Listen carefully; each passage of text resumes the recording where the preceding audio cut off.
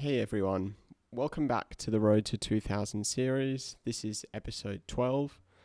So, a few days ago I played another rapid game, this time with the Black Pieces, and it was a great game, really cool game, involving a sacrifice. Don't want to get too much into it, but I've been keen to sort of talk through this video for a couple of days. So yeah, let's get into it. I had the black pieces, and my opponent played e4, and I play the Caro-Kann, which is c6 and d5. Now, in this position, my opponent played the exchange, which is like takes on d5, and they played this setup with like bishop d3. After I got both the knights out, after I got the first knight out, they play c3. And after I get the second knight out, they play h3. And I talked about this position like a few videos ago, saying that I really like playing this with white against the Caro-Kann, but that I don't face it very often when I play the Caro-Kann with black. And basically the idea of this setup for white is to try and restrict the mobility of black's light squared bishop. And maybe I'll leave a link of that video where I talk more about this opening. But basically I talk about how there's three main moves for black. I like the g6 one, which tries to get the bishop out to the f5 square and initiate this trade here. But then in this position, my opponent played something kind of interesting, which is the move g4. Now, it's pretty clear what g4 is trying to do. It's trying to prevent my bishop from going to f5, which was my idea of g6. So in that sense, it's quite a logical move. But yeah, I think it feels like a bit of an overextension to me, and the engine's not a huge fan of it. Or at least, even though it's good to restrict the mobility of this bishop, we don't want to be investing like so many moves into doing that. It's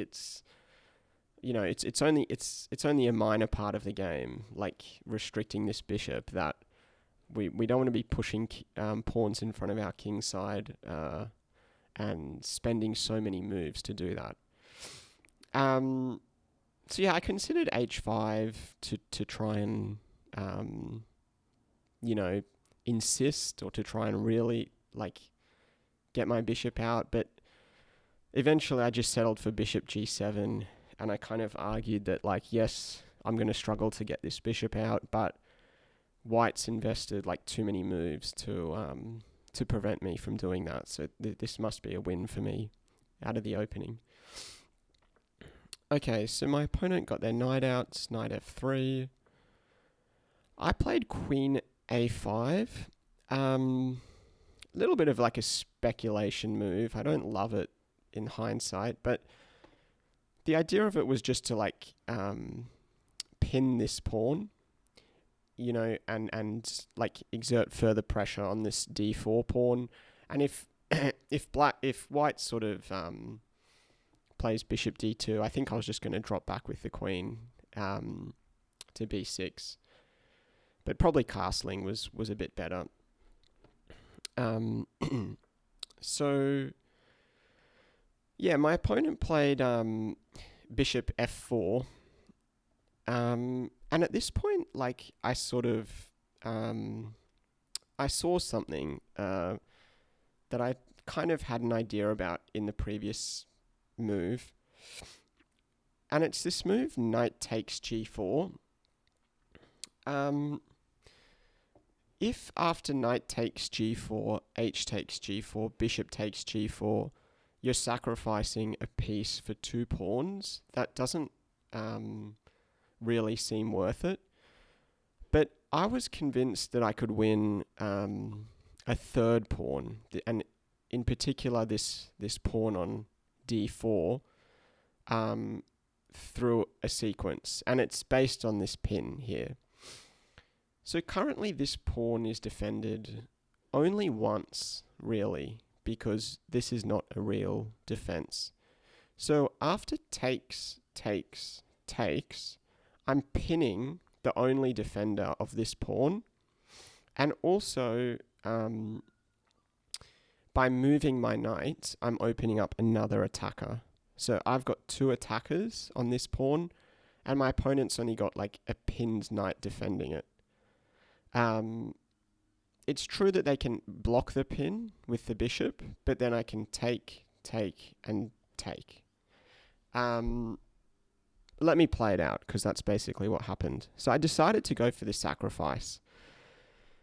The engine doesn't like it, but yeah, I think so. I saw all that. I saw I could win 3 pawns for the piece, and I thought that I was just going to go for it. Like, perhaps, perhaps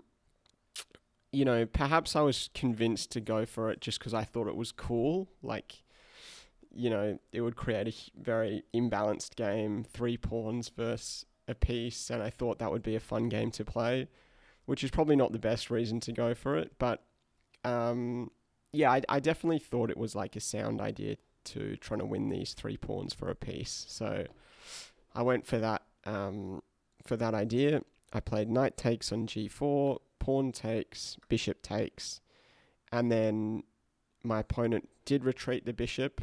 So now they've got 2 defenders on this pawn, because this pawn is not really defending that pawn. So I removed one of the defenders, and then I took on d4. So white can't take with the pawn because it's pinned, and then white can't take with the queen because that would lose the queen. So, that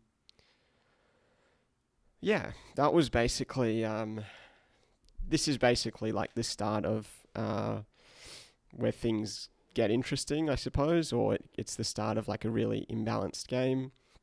Another thing to note is that one of the pieces that I traded off was my bishop on c8, which was going to be kind of stuck for a lot of the game. So that felt like another reason why it might be a nice sacrifice or,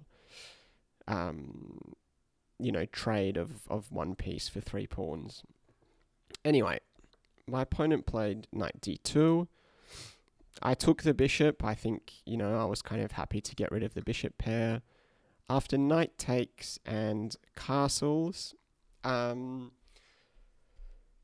engine thinks it's like, +1 or almost +1 for white. So, it definitely prefers white in this position, but it's so imbalanced that, I kind of liked my position, and I definitely felt like anything could happen. Before castling, I should mention, I think in this position, I was trying to think if bishop takes on c3 could work, and after pawn takes, queen takes with check. But yeah, it doesn't really. Like, white can just block with the bishop, and the rook's defended, the knight's defended, so that doesn't really work, but I sort of was thinking about that idea. So anyway, I just castled. Black played bishop h6, which is probably a good move to initiate some trades. I played queen b5, I guess preventing castling, putting pressure here. After takes, and check, white is doing very well here. I didn't like moving my king back to like g8 or h8 because I thought like queen h4, threatening checkmate looked very strong. I would have h5 in that position, but still, I think then I'd probably lose the e7 pawn. So I didn't like that. So I played f6. White long castles, and they've got two pieces attacking this pawn. I could bring the rook, but I just I didn't like that then my rook was sort of potentially pinned. Um, yeah, so I ended up just playing e6, even though I wasn't super happy with this sort of setup. And now my opponent played a super cool move, like knight g5. Um, yeah, and at this point I thought I was just like dead. Like I really thought I just lost the game here because so I can't take the knight because of this pin, which I didn't see. They're threatening like rook takes on at h7 with check. They're threatening a fork, like knight takes on e6, forking the king and the rook. Um, yeah, I just didn't see how I could stop all their threats. Eventually, I settled for this move e5, which attacks the queen. Um, and after knight check, and you move the king, let's say to g8, the queen is under attack. So this pawn is hanging. So they took the queen. They took the queen, take the pawn. I trade queens, but then at the end of that whole setup, I can move my rook. So that wasn't played correctly from white's. Like apparently after e5, white had a better sequence there.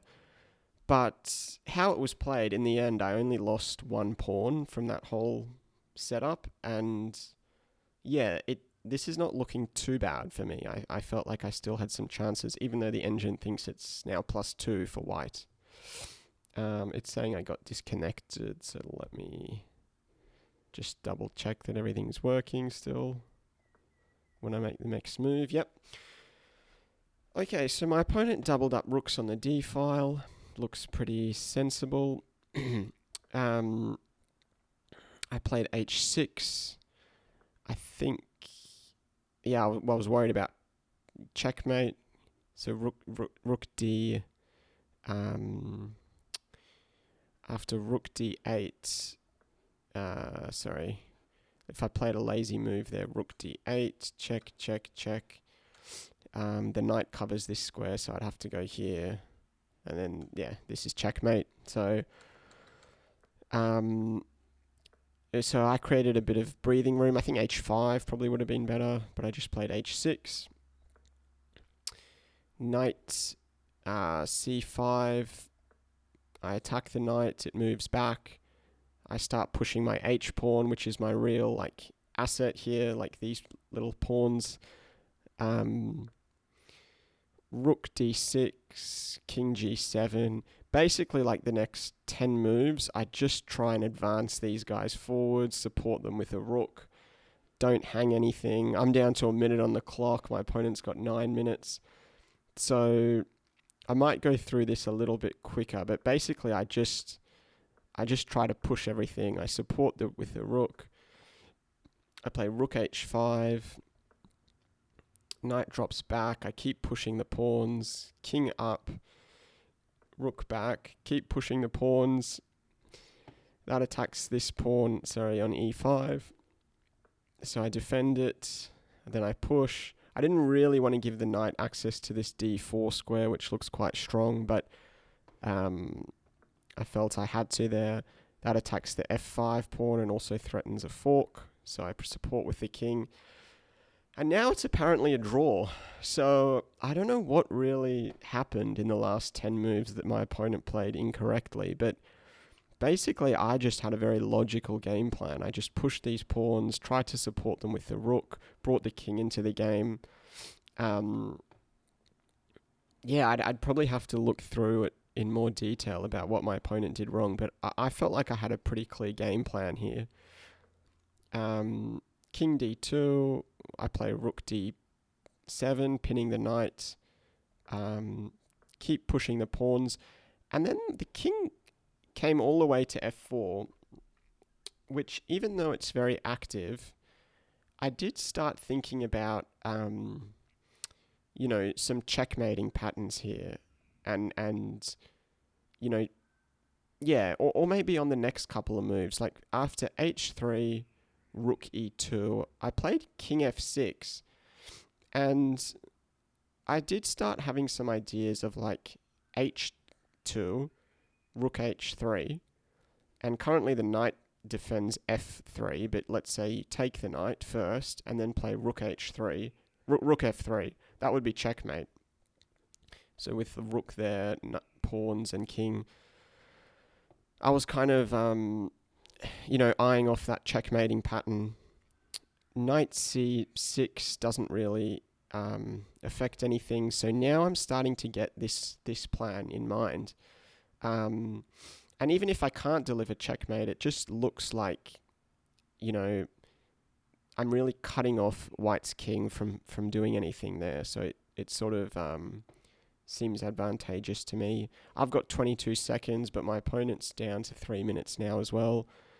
They play rook d1, rook e1, and I go for my plan here. So I thought that they had to play rook e3 here to stop the checkmate. They actually play knight e5, which also defends this square, so stops the checkmate.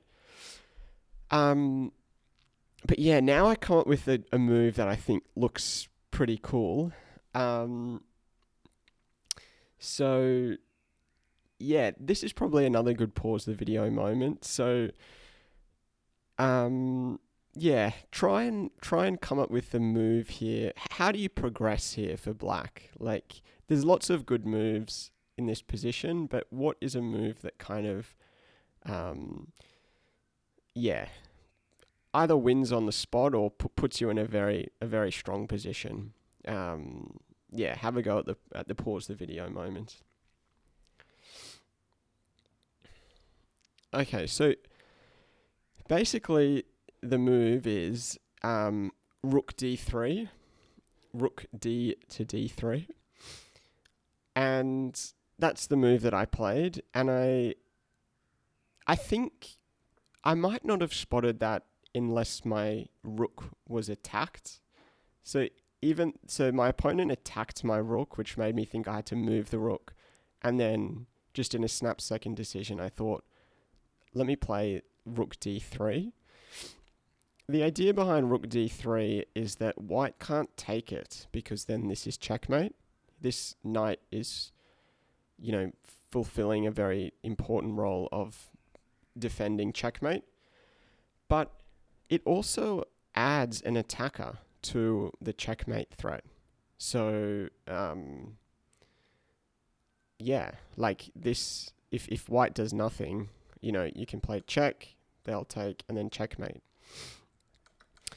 So white played the best move in this position, which is knight takes on g4 check, and gives back the knight for 2 pawns. But yeah, I still felt like I'm in a strong position. It's still very good for black here. I've got a really strong pawn. My rooks are very active, like rook d2 is coming, and I can sort of try and win some of these pawns. This rook is tied down defending this pawn. I just move my rook on the h file just to free up this rook. But my opponent plays rook e3, and I can trade here, but I think that's winning, but I didn't want to do that because it looks like it just benefits white, if anything. So I play king e5, and this trade would be much different because then this pawn is very strong. So my opponent doesn't want the trade on those terms. I bring the rook to the second rank. They give me a check. I move my king over, still defending that pawn. Another check. I can take this pawn, but I'd prefer to not lose this one. So I keep my king defending that pawn. After b3, I just take this pawn. Not in a big rush to start pushing because white can't really do anything. White plays f5, and that leads to a checkmate in 2. So another maybe pause the video moment and to try and find the checkmate in 2 for black. Yeah, have a go at that one if you want. Okay, so the first move is rook g2, and then the king. This pawn move, even though it advances a pawn, it eliminates a very useful square for black's king. Like White needed this square to sort of escape with their king. So after rook g2, white can only play king f4, and then rook h4 is checkmate. And that was how the game ended. So yeah, that was a super cool game. Like, I was kind of happy with that. I went for that big sacrifice at the start of the game to try and win 3 pawns for it. The engine didn't love it. I got in a lot of trouble like around here, but yeah, either my opponent misplayed it or I just had a simpler sort of plan to victory by pushing my pawns on the left, supporting them by the rooks and moving my king forward. So, yeah, I'm not really sure if I got away with one there in this game, like my opponent sort of stuffed up an advantage, or again, it was a case of like me having an easier like game plan in practice, which just involved pushing pawns and supporting them with the rook. But anyway, I thought it was a super cool game. I was really low on time the whole game, so I was really happy to get the win. And yeah, happy I spotted this checkmate under a bit of time pressure there. But yeah, that was the game. Thanks everyone for watching. Let me know what you thought of the game. If you had any thoughts about the sacrifice or the opening. It was pretty cool that like my knowledge of this sort of position is developing. Like I started playing the Caro-Kann because I felt like it was really strong for me. Then since I play e4, I needed a weapon against the Caro-Kann. I chose this exchange with bishop d3, c3, h3 line. Then when I was black and someone played that against me, I needed to find out or research a weapon against that position. I found this g6 idea, which I guess I've started playing, although it's only a sample size of 2. And now my opponent comes up with like another, iteration of this sort of position with g4 to prevent bishop f5. So it's kind of interesting how this sort of this is developing. But yeah, that's a bit of a tangent. Thank you everyone for watching again, and I'll see you all next time.